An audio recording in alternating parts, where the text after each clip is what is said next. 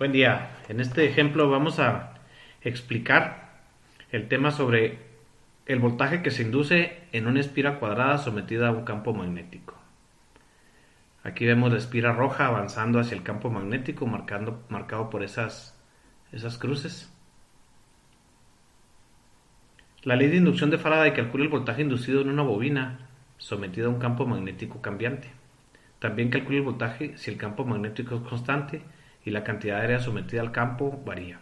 Aquí estamos viendo que la bobina, al empezar a entrar al campo magnético, tiene una derivada del área respecto al tiempo, del área que está siendo atravesada por el campo magnético, de valor 0.5. La derivada vale 0.5.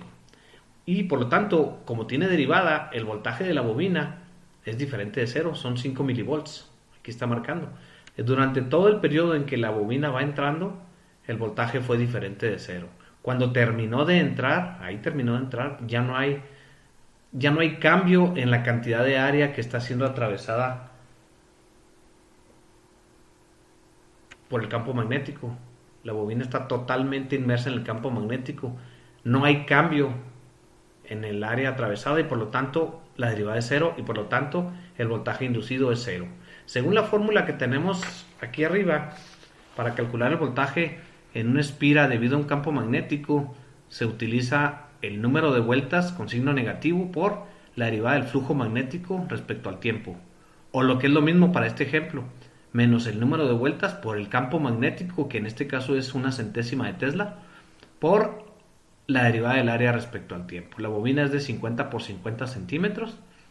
Aquí vemos que la simulación tiene 1.85 segundos, 87, ahí va cambiando, y también va cambiando la posición de la bobina. Durante el tiempo en que la bobina ha estado totalmente inmersa en el campo magnético, no hemos tenido voltaje en las terminales de la bobina. Es una bobina de una espira. Los cálculos se están considerando aquí respecto a la velocidad que arroja el cálculo que nos proporcionaría la posición contra el tiempo. Y la velocidad es constante.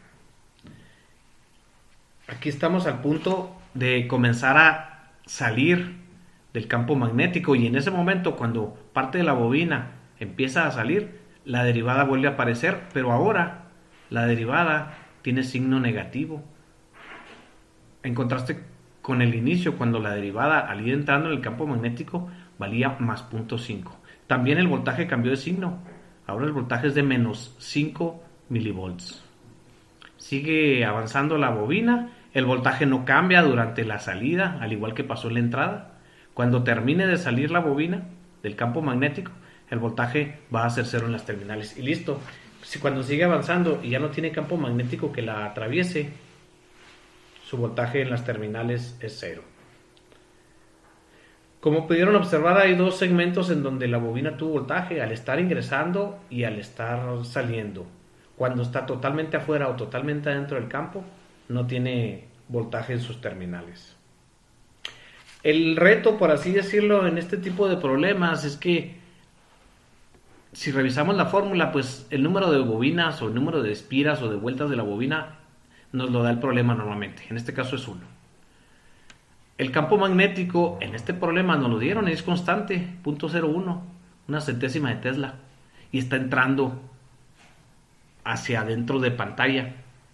O sea, está en el eje Z negativo, por eso es M-K. Entonces de la fórmula tenemos N, tenemos B, falta encontrar la derivada. El problema de encontrar la derivada es que no nos dieron una fórmula que expresara el área respecto al tiempo y nosotros tenemos que deducir cómo encontrar la derivada, dado que no nos dieron fórmula y no podemos hacer el método tradicional de aplicar las fórmulas de derivación para encontrar este valor.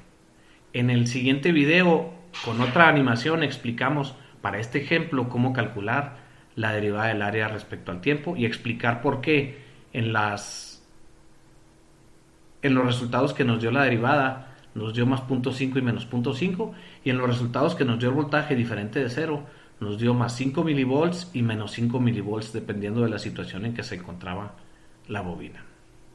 Eso sería todo por este ejemplo. Hasta luego.